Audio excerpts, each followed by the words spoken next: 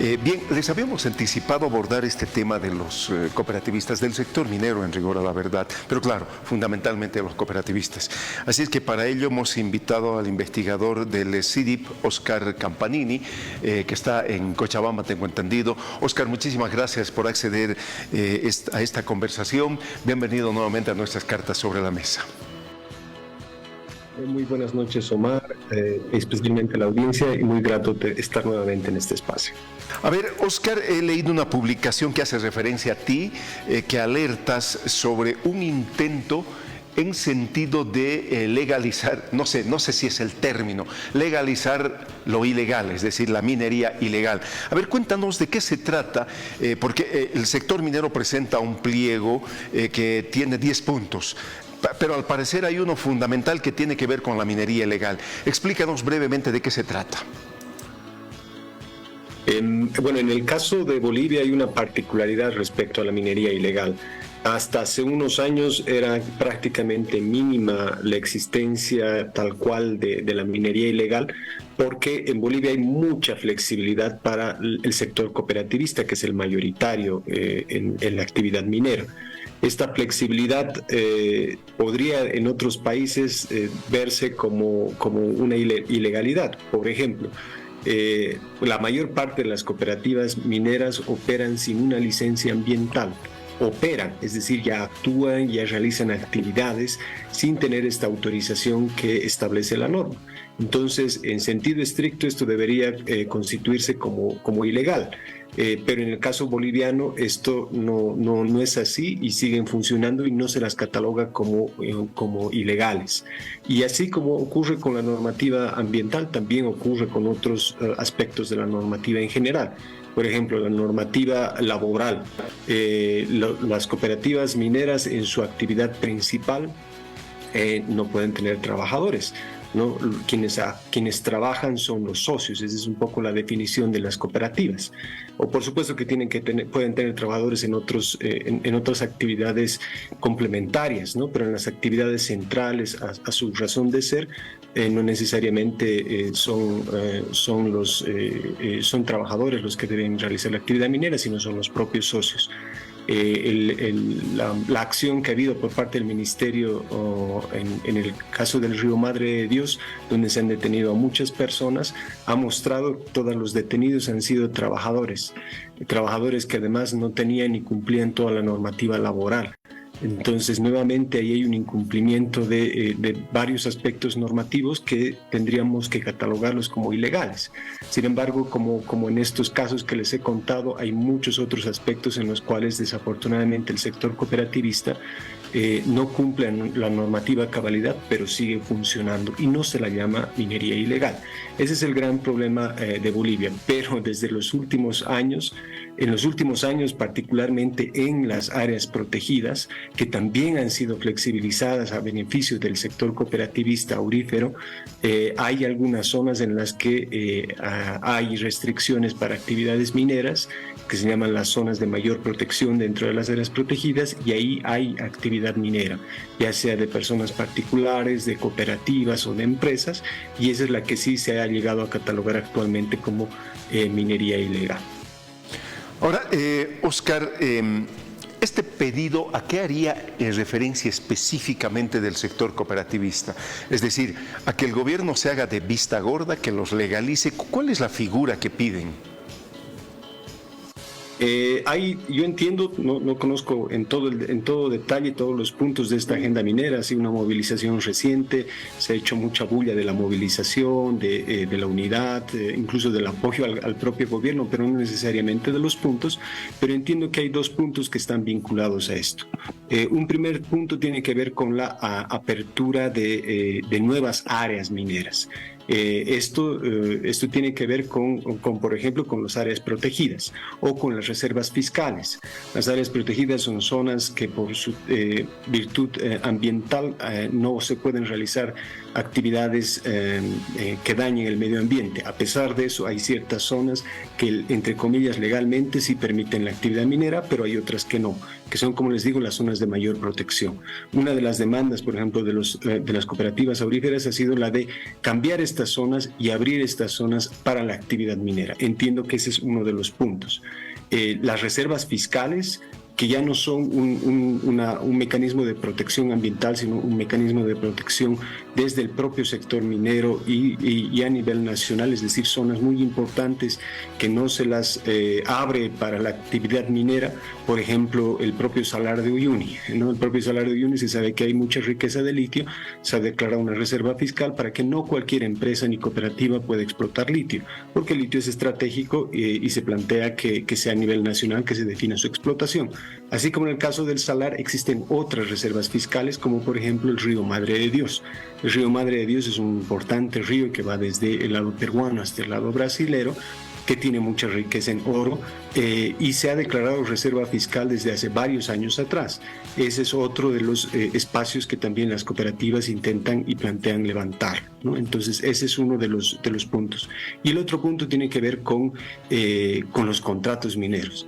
Las cooperativas y cualquier actor minero, para poder funcionar, deberían tener un contrato minero, y desafortunadamente la mayor parte de las actividades mineras de los actores mineros no tienen contrato. En este caso no es tanto por culpa de los actores mineros, sino porque esto pasa por la aprobación de la Asamblea Legislativa, ¿no? Y ahí obviamente hay un tema de burocracia que no está permitiendo que se aprueben, y por supuesto tiene que también haber un seguimiento para que sean aprobados. Ahora, Oscar, sabemos, hay varias denuncias, diferentes instituciones han llevado adelante trabajos de investigación, de mirar en el terreno la situación.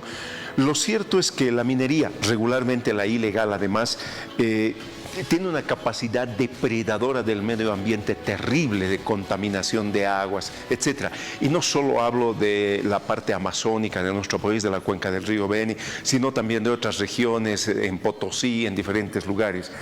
Y hasta hay quien dice que la cantidad de recursos que sacan y los dólares que pueda significar para nuestra economía serían insignificantes frente al costo que le implicaría al Estado la reparación de estos daños que se hacen. ¿Hasta qué punto es verdad esta aseveración?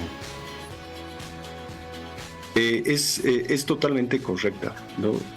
Las regalías que se entrega por la actividad minera, por la extracción de minerales, no cubren todos los costos que implica la remediación ambiental. La remediación ambiental debería ser algo que cubran los propios actores mineros en su explotación. Está dentro de sus planes para poder obtener la licencia ambiental. Sin embargo, ahí no hay un control adecuado de estos planes, ni de su diseño, ni menos aún de su implementación. Y no considera una gran cantidad de impactos ambientales que sí tienen costos económicos, pero no solamente costos económicos, ambientales, sobre la salud, sociales, etcétera, etcétera, ¿no? Entonces, estos recursos económicos que se dejan con las regalías no llegan a cubrir para nada estos impactos, ¿no? Incluso haciendo una comparación, es algo que estamos justamente en estos momentos haciendo, una comparación en varios municipios mineros de lo que reciben por parte de regalías versus lo que se gasta en gastos ambientales, en remediación ambiental o en cuidado del medio ambiente, que por supuesto es totalmente insuficiente por parte de los municipios. No hay una relación ni una coherencia entre estos gastos. Más aún si se revisa en qué efectivamente se gastan estas regalías mineras, que no van necesariamente a cubrir estos gastos en beneficio o para recuperar el medio ambiente. Ahora, en el ámbito político, ¿cómo podemos clarificar el escenario? Porque el sector cooperativo y minero en general tiene una organización bastante fuerte, de muchísima capacidad de movilización y, por supuesto, de conversión en grupos de presión terriblemente complicados. ¿Tú crees que el gobierno ceda realmente a todos estos pedidos que lleva adelante el sector minero cooperativista particularmente? Espero que no. Efectivamente, como tú planteas, el sector cooperativista es un sector social y económico con muchísimo poder, con una capacidad de movilización importante. Eso ha sido histórico en el caso boliviano, pero últimamente, en los últimos años, tiene una capacidad de poder económico también muy significativa, al final que no hacemos conciencia en la sociedad boliviana.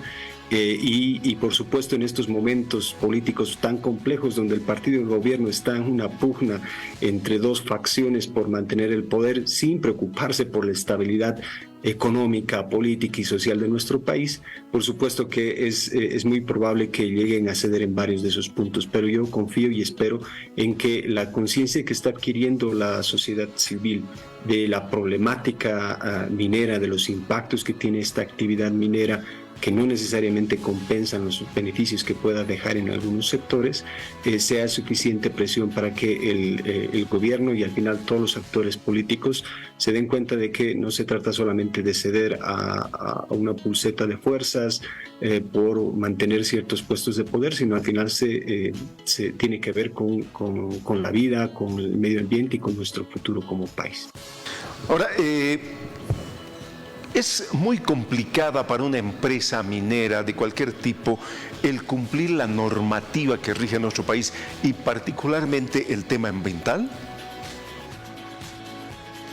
No debería ser tan complejo, ¿no? Y como les digo, en los últimos años las cooperativas en particular han crecido y se han convertido en un sector económico muy, muy fuerte. El oro, el sector aurífero solamente ha sido el principal exportador. El año pasado ha superado los hidrocarburos, ha superado a la propia soya y a la agroindustria. Entonces tienen capacidades económicas para poder garantizar cierta calidad en sus operaciones, el cuidado del medio ambiente, en fin, todo lo que implica el cumplimiento de la norma. Entonces, por supuesto que debe haber algún tipo de dificultades en términos de conocimiento técnico, de tecnología, pero que por supuesto pueden ser superados con los recursos económicos que uno está empezando que desde hace varios años están captando. ¿Son reales, Oscar, estos riesgos de que se puedan entrar a áreas protegidas? De hecho, se tienen denuncias de que ya están en áreas protegidas, de que los lugares de reserva también no tengan las condiciones como para poder de alguna manera tener barreras a esta incorporación o penetración de estas cooperativas. Y sí, efectivamente no solo es un riesgo, sino es un hecho. Hace unos días se ha conocido a partir de cartas que han salido por parte de autoridades militares dando la orden para que se pueda acompañar a los guardaparques en el Parque Madidi, ¿no? El Parque Madidi, hace varios meses atrás ha habido denuncias de que han ingresado a la zona de mayor protección caravanas de maquinarias, no han podido ser detenidos ni por los comunarios ni por los propios guardaparques. Han habido acciones judiciales que han salido a favor de esas denuncias, instruyendo de que se retiren estas actividades ilegales, instruyendo a los militares de que puedan coadyuvar en esa labor. Hace unos días y después de muchas semanas, probablemente un par de meses recién, las autoridades militares han emitido esta nota instruyendo aquello y hasta el momento no tenemos nada. Entonces no es solamente un riesgo, es un hecho el que se están realizando estas actividades en zonas de alta protección, donde obviamente los impactos se multiplican y van a tener severas consecuencias en términos de medio ambiente, particularmente en el Madidi, pero también en otras áreas protegidas importantes como la Polobamba o el Pilón Lajas. Tenemos que prepararnos la ciudadanía a la agudización de este tipo de situaciones, es decir, de una expansión de la minería ilegal frente al escenario y el contexto político, por un lado, de fragmentación, de una indefección en términos de cómo va a llevarse adelante la elección de autoridades judiciales, con eso la fragilidad del poder judicial a la propia política, etcétera. Todos los elementos que servirían como caldo de cultivo para que esto se vaya a agudizar en vez de revertirse? Desafortunadamente sí, a pesar de que yo mantengo mi confianza y esperanza en que la sociedad civil sensibilizada, consciente, mantenga esta presión, estos elementos que tú acabas de mencionar, por supuesto que son elementos que generan este caldo de cultivo, como lo llamas, ¿no?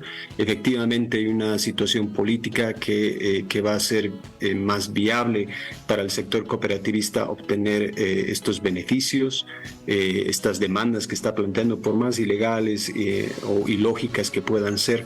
El Ejecutivo en esta pugna, además interna, no solamente externa, es posible que ceda aquello. Efectivamente, el órgano judicial, que tiene muchos problemas y es uno de los más afectados con menor rendimiento a nivel internacional, con estas elecciones judiciales está en un punto aún más bajo. Y sin lugar a dudas la situación económica de nuestro país también es un factor importante, ¿no? Estamos cerca de una crisis, o estamos en realidad ya en una crisis, pero que puede desencadenar en grandes problemas económicos y por ende sociales, que van a convertir al sector cooperativista no solamente por el factor económico, sino también por el factor social y movilizador que tiene en un actor que puede ejercer, por supuesto, muchísima presión. Óscar, muchísimas gracias por la amabilidad, como siempre. Te estaremos convocando en cualquier momento. Te mando un abrazo a la distancia. Que te vaya muy bien. Muchas gracias. Muy bien, muchísimas gracias, Óscar Campanini del CEDIP, dándonos sus percepciones sobre este tema que ha sido motivo seguramente de determinados criterios de parte de la población sobre lo que está pasando.